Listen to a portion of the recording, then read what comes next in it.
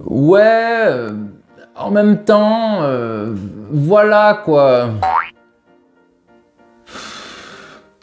Dans cette vidéo, je vais te présenter 15 tics de langage très utilisés par les Français. Les tics de langage sont des mots ou des groupes de mots qui se répètent de manière automatique et tout le temps quand on parle. On les utilise pour remplir un vide entre deux mots ou deux idées. Donc, si tu veux maîtriser le français, c'est indispensable de les connaître. Ça va te permettre de passer du niveau touriste au niveau natif. Attention, ces tics de langage sont à utiliser avec modération. On commence par quoi? Alors, ça, c'est le tic de langage le plus fréquent et le plus inutile de tous. Vraiment, il sert à rien. Il est là pour rien. Regarde. On a passé des vacances vraiment super, quoi. Tu te rends compte que là, ce mot « quoi » il sert strictement à rien. Mais si tu veux ressembler à un Français quand tu parles, tu peux ajouter le mot « quoi » à la fin de tes phrases. C'est facile, quoi. Tu comprends, quoi. Voilà, quoi. Genre. Quand tu veux donner un exemple, tu peux dire « par exemple ». Mais dans une situation plus décontractée, tu diras « genre ». Par exemple, on pourrait visiter les principales attractions, genre la Tour Eiffel, l'Arc de Triomphe. Donc, genre signifie par exemple. À mon avis, c'est un des plus utilisés. Parfois, on l'utilise aussi pour avoir l'air plus cool, parce qu'on ne trouve pas les bons mots à employer et qu'on les cherche. Par exemple, si je décris la chambre d'hôtel que j'ai réservée, je pourrais dire « On a réservé une chambre, genre chic, mais pas trop ». C'est difficile à décrire, donc j'utilise le mot « genre ». Ça, c'est quand les Français hésitent. On fait avec les lèvres bien en avant.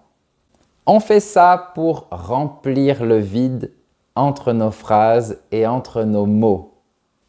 À mon avis, tu devrais l'écouter.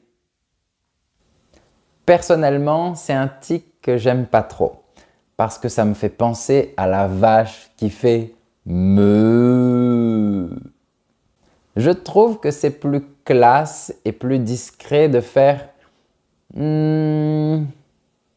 et c'est aussi très utilisé. Toi, tu préfères quoi? Ou dis-moi ça dans les commentaires.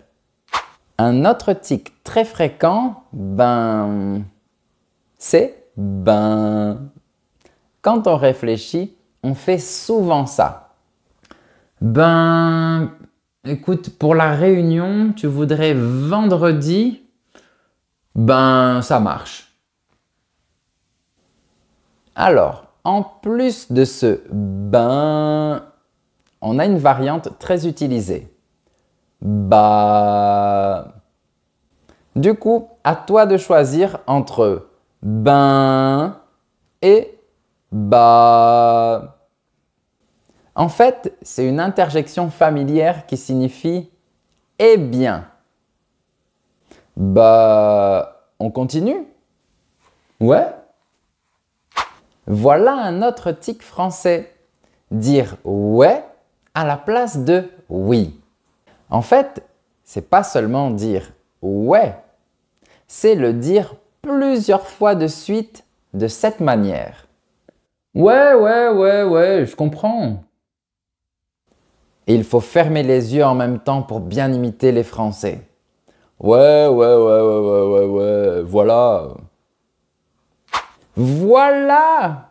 C'est une interjection très utilisée, mais parfois, elle ne sert strictement à rien. Voilà, moi-même, j'ai mes défauts, mais voilà, je trouve que c'est pas juste.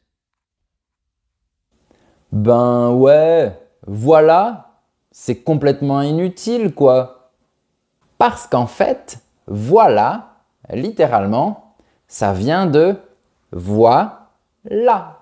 On a le verbe voir et l'endroit, là. Voilà. Voilà. Et quand on veut parler d'une chose qui est proche, on dit voici. Vois ici. Tu le savais? Non? Ben voilà, maintenant tu le sais. Quand tu veux clarifier une explication, tu peux dire en fait, c'est la même chose que en réalité. Par exemple, en fait, je veux pas sortir. En fait, je suis fatigué, je préfère rester à la maison. Tout ça pour dire en réalité, je voulais pas sortir. Je suis fatigué, je préfère rester à la maison. Ici, je dois dire que c'est un tic qui me concerne parce que je suis professeur. Du coup, j'ai l'habitude de clarifier mes explications et pour faire ça, j'utilise tout le temps en fait. Celui-là, je l'aime bien. Quand tu veux que ton interlocuteur suive ton discours et qu'il visualise ce que tu dis, tu peux utiliser la question rhétorique. Tu vois? Une question rhétorique, c'est une question qui n'attend pas de réponse. Par exemple, j'avais besoin d'un autre ordinateur, tu vois, et donc j'en ai acheté un, tu vois. Ici, il n'y a rien à voir, mais on utilise, tu vois, pour que l'autre continue à nous écouter. C'est un peu comme tu m'écoutes et tu comprends ce que je veux dire, mais on n'a même pas envie d'entendre la réponse de l'autre parce qu'on est trop concentré sur ce qu'on dit. Tu vois? Du coup, quand tu parles d'une conséquence, tu peux utiliser du coup. C'est très utilisé et ça remplace donc. En fait, ça remplace beaucoup de choses. Mais c'est surtout pour exprimer la conséquence. Par exemple, je suis malade aujourd'hui, du coup, je vais rester au lit pour me reposer. C'est la même chose que je suis malade aujourd'hui, donc je vais rester au lit pour me reposer. Du coup, c'est une locution très populaire de nos jours. Et c'est même un des plus gros tics de langage. Du coup, si tu veux parler comme un Français, utilise-la. Franchement, c'est un mot pour renforcer ce qu'on dit, pour dire qu'on est convaincu de ce qu'on dit. Ça vient de l'adjectif franc, qui veut dire honnête. Du coup, franchement signifie honnêtement. Par exemple, non mais franchement, il faut absolument que tu la rencontres. Je vois pas pourquoi on utilise le mot franchement. C'est inutile, franchement. En mode. Ici, c'est pour désigner la manière dont une chose est faite. Par exemple, elle m'a regardé en mode j'ai envie de t'embrasser et du coup, je l'ai embrassé, tu vois. On pourrait également dire elle m'a regardé et j'ai vu dans son regard tout l'amour qu'elle souhaitait transformer en un baiser passionné. C'est plus classe, non? Mais de nos jours, on dit tout le temps en mode. En mode professionnel, en mode je suis pas intéressé, en mode voilà quoi. J'avoue. Normalement, avouer une chose signifie admettre une chose, reconnaître une chose quand on parle de choses difficiles, importantes et graves.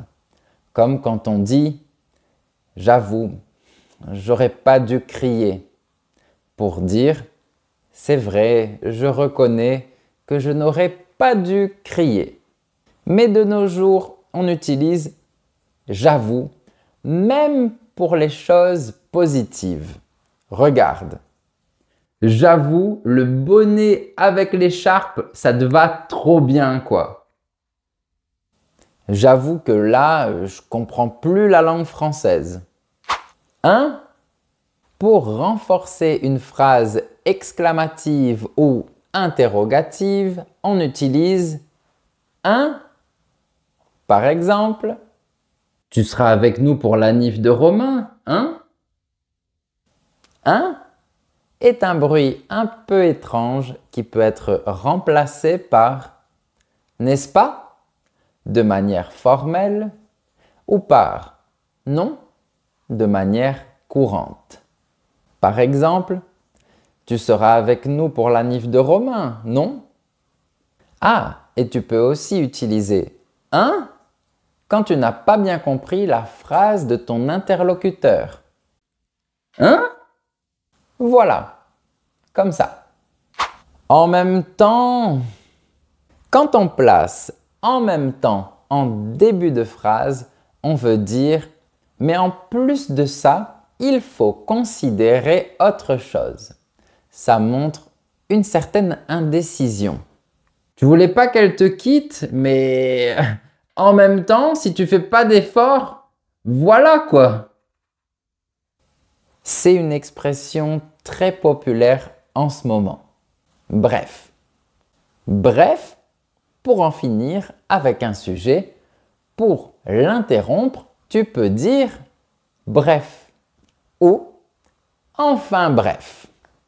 Par exemple, si tu es avec ton ami et que tu lui as parlé de tes problèmes pendant 10 minutes, tu peux lui dire enfin bref. Je vais régler mes problèmes. Ça signifie je ne vais pas parler plus longtemps de mes problèmes, je vais les régler. Bref, on a vu beaucoup de choses, mais voilà. Du coup, maintenant, tu parles un peu plus comme un Français. Et franchement, n'hésite pas à revoir toutes les explications, hein? Et en même temps, si tu connais d'autres tics de langage que les Français utilisent beaucoup, ben, écris-les dans les commentaires, quoi! Et si tu veux être en mode professionnel pour apprendre le français, abonne-toi à ma chaîne. Et si tu veux me soutenir, tu peux mettre un j'aime, tu vois? Et en fait, si tu veux voir encore plus de contenu, genre des super podcasts vidéo en tant que super élève, ben rejoins ma communauté sur YouTube pour être VIP. Ouais, jette un œil aussi à la description de la vidéo. Je te laisse plein de liens très utiles. Merci de me suivre sur YouTube. J'avoue, ça fait trop plaisir. Bref, à bientôt!